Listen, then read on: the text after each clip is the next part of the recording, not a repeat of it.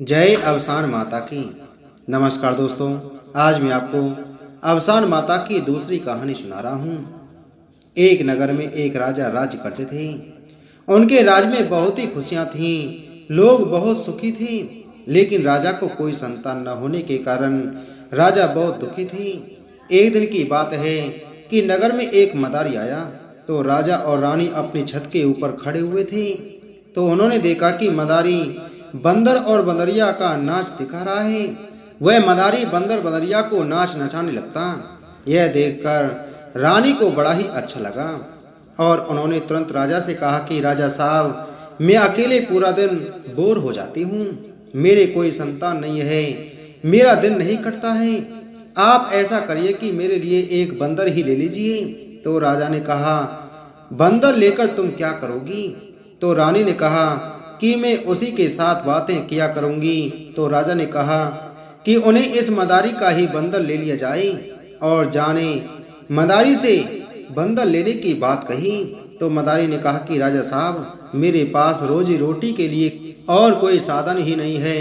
मैं तो इन्हें बंदरों का तमाशा दिखाकर लोगों का मनोरंजन करता हूँ और अपना पेट पालता हूँ। अगर ये बंदर मेरे पास नहीं रहेंगे तो मैं भोजन कैसे करूँगा? किस प्रकार से मैं अपनी जीवनचर्या चलाऊंगा?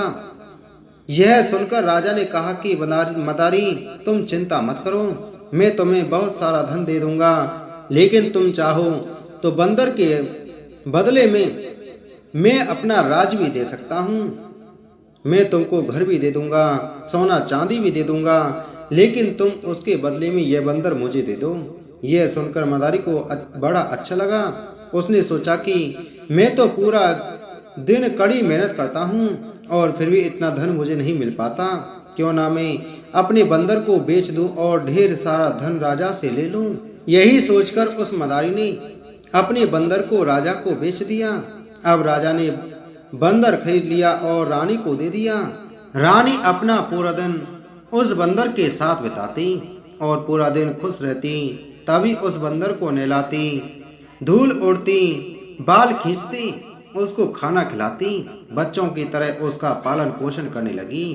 अब राजा भी निश्चिंत हो गए। राजा को भी कोई फिक्र नहीं रही थी। उन्होंने सोचा कि अब रानी के पास बंदर मिल गया है, वह उसे बच्चे की तरह ही पाल रही है। यह सोचकर कि रानी का समय अब आराम से कट रहा है, यह सोचकर राजा भी निश्चिंत हो गई। लेकिन रानी तो अंदर ही अंदर बहुत दुखी थी। एक दिन उन्होंने बंदर को नहलाया, क्रीम पाउडर लगाया, पूरी तरह से बंदर को तैयार किया, बंदर को खाना खिलाया। लेकिन रानी के चेहरे पर वह खुशी नहीं थी जो खुशी रोज रानी के चेहरे पर हुआ करती थी। यह देखकर बंदर ने पूछा कि रानी साहब, आपको क्या परेशानी है? आप आज इतने दुखी क्यों हैं? तो रानी ने कहा कि नहीं, ऐसी कोई बात नहीं है। लेकिन बंदर नहीं माना। बंदर के आग्रह करने पर रानी ने कहा कि मेरे पास इतना धन दौलत है, इतना सोना चांदी है, लेकिन मेरे कोई संतान नहीं है। मेरे बाद मेरा राजपाट कौन संभाले, इसी की चिंता मुझे सताई जा रही है कि सब कुछ होते हुए भी मेरे एक संतान नहीं है। तो बंदर ने कहा, रानी साहब, आप चिंता मत करिए, आपने मुझे पाला है, इतना प्यार दिया है, इतने अच्छे से मेरा ध्यान रखती हैं, तो मैं आपको बालक जरूर दूंगा। यह सुनकर रानी को बड़ा आश्चर्य हुआ। रानी ने कहा, तुम मुझे बालक कैसे दोगे? तो बंदर ने कहा कि जो मैं कहूँ तुम वैसा वैसा करती जाना, तुम मुझसे कोई सवाल मत करना। यह सुनकर रानी को बड़ा आश्चर्य हुआ। लेकिन बंदर के आग्रह करने पर रानी ने कहा, ठीक है, मैं तुमसे कोई सवाल नहीं करूँगी और तुम जो कहोगे मैं वही करूँगी। फिर क्या था, बंदर ने राजा से जाकर कहा कि राजा साहब, रानी पेट से है। यह सुनकर राजा को बड़ी खुशी हुई। राजा ने कहा, वाह बंदर, तुमने तो मुझे आज बहुत अच्छी खुशखबरी सुनाई है और मैं बहुत खुश हूँ। लेकिन बंदर ने कहा कि आप अभी इतना ज़्यादा खुश मत हो, क्योंकि अभी आप रानी से नहीं मिल पाएंगे। अपने मित्र राजा ने कहा, क्यों, मैं रानी से क्यों नहीं मिल सकता? तो बंदर ने कहा कि अगर आप रानी से मिलेंगे तो आपकी आने वाली संतान को जान का खतरा हो सकता है। इस दौरान राजा ने कहा, ठीक है। फिर इसी तरह धीरे धीरे करते करते जब 9 महीने हो गए तो राजा ने कहा कि अब तो मुझे रानी से मिलवा दीजिए। तो बंदर ने कहा, नहीं अभी नहीं, आप आसानी से नहीं मिल सकते। कुछ दिनों के बाद बंदर ने राजा से कहा कि आपकी रानी को एक सुंदर सा बेटा हुआ है। तो राजा ने कहा, अब तो मुझे रानी से और राजकुमार से मिलने दो। तो बंदर ने कहा कि नहीं, आप अभी भी राजकुमार से और रानी से नहीं मिल सकते। तो राजा ने कहा, तो हम कब मिल सकते हैं? तो बंदर ने कहा कि जब आपका बेटा 18 वर्ष का हो जाएगा, आप अपने बेटे से तभी मिल पाएंगे। यह सोचकर राजा ने कहा, अरे बंदर, ऐसा क्या बात कर रहे हो कि 18 साल के बाद हम अपने बेटे को देखेंगे? तो बंदर ने कहा, हाँ राजा साहब, ऐसा ही है, क्योंकि अगर आप अपने बेटे से पहले मिलेंगे तो आपके बेटे की जान भी जा सकती है। तो राजा ने कहा कि कोई बात नहीं, अब तक हम बिना बेटे के जिए हैं, तो 20 साल भी बिना बेटे के ही जी लेंगे। 20 साल तो यूं ही देखते गुजर जाएंगे, हम नहीं देखेंगे। उधर रानी बड़ी चिंतित है, रानी बड़ी दुखी है कि अब तो राजा हमको मार डालेंगे, वह हमको जीवित नहीं छोड़ेंगे, क्योंकि मैंने उनसे इतना बड़ा झूठ बोला है। मेरे तो कोई संतान भी नहीं हुई है, और इस बंदर ने राजा से कहा है कि राजा को रानी को राजकुमार हुआ है। अब मैं क्या करूं, यह सोचकर रानी का दम निकल जाए। रानी बहुत घबरा रही, रानी बहुत डरी जा रही। तो बंदर ने कहा, रानी साहब, आप घबराइए नहीं, कुछ नहीं होगा, मैं सब संभाल लूंगा और आपको आपका बेटा जरूर मिलेगा। यह सोचकर रानी फिर भी मन में डरी डरी सी है, आराम से रह रही है। क्या करे, सोच रही है कि जिस दिन राजा को पता चलेगा तो वह हमको मारेंगे। फिर धीरे धीरे करते करते काफी समय गुजर गया। अब जब 18 साल पूरे हो गए तो बंदर ने रानी और राजा से कहा कि आप लोग अपने पुत्र के लिए सुंदर सी कन्या की तलाश कीजिए, क्योंकि आपका बेटा विवाह के योग्य हो गया है। यह सुनकर राजा ने लड़की ढूंढनी शुरू कर दी और उनको एक सुंदर सी लड़की मिल गई। फिर क्या था, विवाह की तैयारियां शुरू हो गईं। इधर रानी का दम निकला जाए कि इधर लड़का तो है नहीं, और इधर राजा साहब ने कन्याओं की तलाश कर लिया है शादी के लिए। अब आगे क्या होगा? बंदर ने कहा, खूब बढ़िया सी डोली सजाकर गौर चांदी से मोती जड़वाकर डोली में लगाओ और डोली को बढ़िया से बढ़िया सजाओ। यह सुनकर सब लोग अच्छे से डोली सजाने लगे। डोली में खूब हीरे जवाहरात, सोना चांदी, बढ़िया से पर्दे लगाए, डोली बढ़िया दिखने लगी। अब बारात लेकर सभी लोग निकल पड़े। ससुराल बारात लेकर जा रहे थे तो उधर देखा कि एक नीम का पेड़ था। उस पेड़ के नीचे अवसान माता विश्राम कर रही थी, आराम कर रही थी। यह देखकर बंदर ने देखा कि चलो इसी नीम के पेड़ के नीचे अपनी डोली रखकर थोड़ा सा सब लोग आराम कर लेते हैं। सभी लोग थक गए हैं, थोड़ा आराम कर लें, पानी वानी पी लें, उसके बाद फिर बारात लेकर चलते हैं। यही सोचकर उस नीम के पेड़ के नीचे सब लोग बैठ गए। वो बंदर अपना पेड़ के ऊपर चढ़ गया तो सब लोग आराम करने लगे।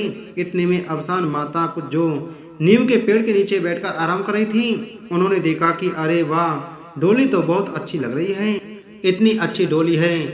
अगर यह डोली इतनी अच्छी है तो इसके अंदर दूल्हा कितना सुंदर होगा। यह सोचकर आसान माता ने पर्दे उठाने की कोशिश की। जैसे पर्दे को हाथ लगाने चली, वैसे ही बंदर ऊपर से छलांग लगाकर नीचे कूद पड़ा और कहने लगा कि अरे, तुमने तो मेरा दूल्हा ही ले लिया। 18 साल का इतना खूबसूरत सुंदर दूल्हा था जो मेरे डोले में बैठा था, और आपने मेरा जो दूल्हा है वह दूल्हा गायब कर दिया। यह सुनकर अवसान माता बड़ी आश्चर्यचकित हो गई। क्या, अरे यह क्या हो गया? उन्होंने कहा, मैंने तो आपका डोला अभी छुआ भी नहीं, मैं तो पर्दा उठाने ही जा रही थी और मैंने पर्दा उठाया भी नहीं, तो मैं दूल्हा को कैसे गायब कर सकती हूँ? बंदर ने कहा, मैं यह सब नहीं जानता, आपने मेरा दूल्हा ले लिया है। ऐसा कहकर बंदर तो जोरों से चिल्लाने लगा। यह देखकर अवसान माता ने कहा, अरे बंदर, तुमने मुझे कैसी मुसीबत में डाल दिया। मैंने तुम्हारा पर्दा भी नहीं छुआ और तुम बता रहे हो कि मैंने तुम्हारा दूल्हा गायब कर लिया है। लेकिन अब बंदर एक न माना और रोने और चिल्लाने लगे। और माता ने सोचा कि चलो इसको दूल्हा तो देना ही पड़ेगा। यह सोचकर अवसान माता ने सुंदर सा 18 वर्ष का नौजवान बनाकर दूल्हे की तरह सजाकर उसे डोली में बिठा दिया। अब दूल्हा आ गया। डोली के अंदर अंदर यह देखकर बड़ा खुश हुआ। अब बंदर बारात लेकर पहुंचा कन्या के घर। वहां बारात गई, अच्छे से शादी हुई। अब राजा ने अपने बेटे को देखा। 18 वर्ष के बाद उन्होंने देखा, अरे वाह, मेरा बेटा तो बड़ा खूबसूरत है। वह राजा एक टक अपने बेटे को देखते ही देखते रहे। फिर उधर शादी हुई। राजा के बेटे और बहू दोनों ने घर की तरफ प्रस्थान किया तो बंदर अपना पहले ही पहुंच गया और बोला, रानी तैयारी जल्दी करो, दरवाजा खोलो, गेट खोलो। तो यह सुनकर रानी तो बिल्कुल बेहोशी की हालत में, उनसे कुछ नहीं हो रहा है कि अब क्या करें, आज तो मेरा आखिरी दिन है, अब राजा मुझे मार डालेंगे। यह सब देखकर रानी बड़ी चिंता में पड़ गई। अब रानी ने दरवाजा खोला तो देखा कि अकेला बंदर आया हुआ है। बंदर ने कहा, रानी ज़्यादा परेशान मत हो, चिंता ना करो, जल्दी जल्दी से पूजा की थाली सजाओ और सब लोगों को बुलाओ और अपनी बहू अपने बेटे का स्वागत की तैयारी करो। बेटा बहू आने वाले हैं। यह सुनकर रानी ने कहा, अरे बंदर, यह कैसे हुआ? बेटा और बहू कैसे आ रहे हैं? बेटा कहाँ से आया? बंदर ने रानी से कहा कि रानी साहब, जब हम रास्ते में से जा रहे थे तो मैंने डोला एक नीम के पेड़ के नीचे रखवा दिया और वहां पर अवसान माता विश्राम कर रही थी। सुंदर सजी हुई डोली देखकर अवसान माता से रहा नहीं गया और उन्होंने जैसे ही पर्दा उठाना चाहा, मैंने कह दिया कि आपने मेरा दूल्हा ले लिया, दूल्हा ले लिया।